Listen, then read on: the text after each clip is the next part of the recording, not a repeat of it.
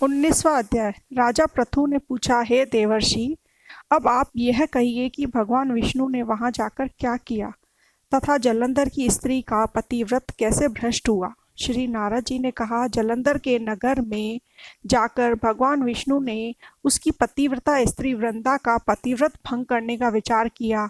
वह उसके नगर में एक उद्यान में जाकर ठहर गए और रात में उसे स्वप्न दिया। वह उनकी माया और अद्भुत कार्य पद्धति थी और उनकी माया द्वारा जलंधर की स्त्री पतिव्रता वृंदा ने रात में यह स्वप्न देखा कि उसका पति नग्न होकर सिर पर तेल लगाए महिष पर चढ़ा है। वह काले रंग के फूलों की माला पहने हुए है तथा उसके चारों ओर हिंसक जीव है। वह सिर मुंडवाए हुए अंधकार में दक्षिण दिशा की ओर जा रहा है। उसने अपने नगर को समुद्र में डूबा हुआ देखा और इस प्रकार के बहुत से भयानक सपने देखे। फिर तुरंत ही वह जाग पड़ी और स्वप्न के संबंध में विचार करने लगी। इतने में उसने सूर्य को उदय होते हुए देखा तो सूर्य में उसे एक छिद्र दिखाई दिया तथा वह कांतिहीन था। इसे उसने अनिष्ट जाना और भयभीत होकर रोने लगी। वह छज्जे पर गई, अटारी पर चढ़ी, भूमि पर उतरी, मगर उसे कहीं पर भी शांति प्राप्त नहीं हुई। फिर वह अपनी 2 सखियों के साथ लेकर उपवन में गई, परंतु वहां भी उसे शांति नहीं हुई। फिर वह जंगल में निकल गई, पर वहां भी उसे चैन न आया। वन में उसने सिंह के समान 2 भयंकर राक्षसों को देखा, जिससे वह अत्यंत भयभीत होकर वहां से भागने लगी। उसी समय वहां अपने शिष्यों सहित एक तपस्वी आ गया, तो वृंदा उसके पैरों में हाथ लगाकर उससे अपनी रक्षा के लिए याचना करने लगी। मुनि ने अपनी एक ही हुंकार से उन दोनों राक्षसों को वहां से भगा दिया। वृंदा को आश्चर्य हुआ। वह भय से मुक्त हो मुनि को हाथ जोड़कर प्रणाम करने लगी और कृतज्ञता का ज्ञापन किया।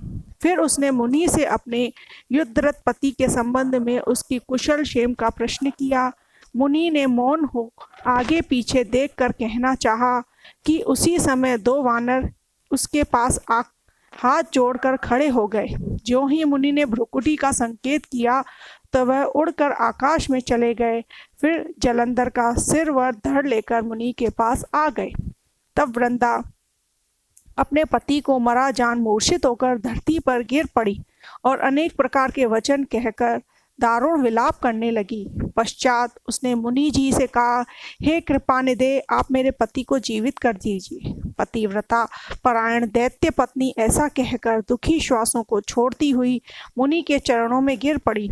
तब मुनीश्वर ने कहा, वह शिवजी द्वारा युद्ध में मारा गया है, अतः वह जीवित नहीं हो सकता, क्योंकि उसे भगवान शंकर मार देते हैं। वह कभी जीवित नहीं हो सकता, परंतु शरणागत की रक्षा सनातन धर्म है, अतः कृपा करके मैं इसे जिलाए देता हूँ। श्री नारद जी कहते हैं कि वह मुनि साक्षात विष्णु थे, जिन्होंने यह सब माया फैलाई थी। वह वृंदा के पति को जीवित करके अंतर्ध्यान हो गए। जलंधर ने उठकर वृंदा का आलिंगन किया और उसका मुंह चूमा। वृंदा भी पति को जीवित देखकर बहुत खुश हुई और अब तक हुई सब बातों को स्वप्न समझा। पश्चात वृंदा सकाम हो बहुत दिनों तक अपने पति के साथ विहार करती रही। एक दिन उसने संभोग काल के अंत में भगवान विष्णु को पहचान लिया। तब वह उन्हें ताड़ित करती हुई बोली, हे पर स्त्री से गमन करने वाले विष्णु, तुम्हारे शील को धिक्कार है। मैंने जान लिया है कि वह मायावी तपस्वी तुम ही थे। हे राजन, ऐसा कहकर परम पुत्र हो पतिव्रता ने अपने तेज को प्रकट करते हुए शाप दिया, जो तूने अपनी माया से 2 राक्षस मुझको दिखाए थे, वही दोनों राक्षस किसी समय तुम्हारी भी स्त्री का हरण करेंगे और उसके विरह में दुखी होकर तुम वानरों की सहायता से वन में भ्रमण करोगे और वह सर्वेश्वर जो इस समय तुम्हारा शिष्य बना हुआ है, वह वहां पर तुम्हारा साथी रहेगा। ऐसा कहकर पतिव्रता वृंदा भगवान विष्णु के लाख मना करने पर भी अग्नि में प्रवेश कर गई। ब्रह्मा आदि देवता आकाश से उसका प्रवेश करते देखते रहे। वृंदा के शरीर का तेज श्री पार्वती जी के शरीर में चला गया और आकाश में जय जयकार होने लगी। पतिव्रत धर्म के प्रभाव से वृंदा ने मुक्ति प्राप्त की।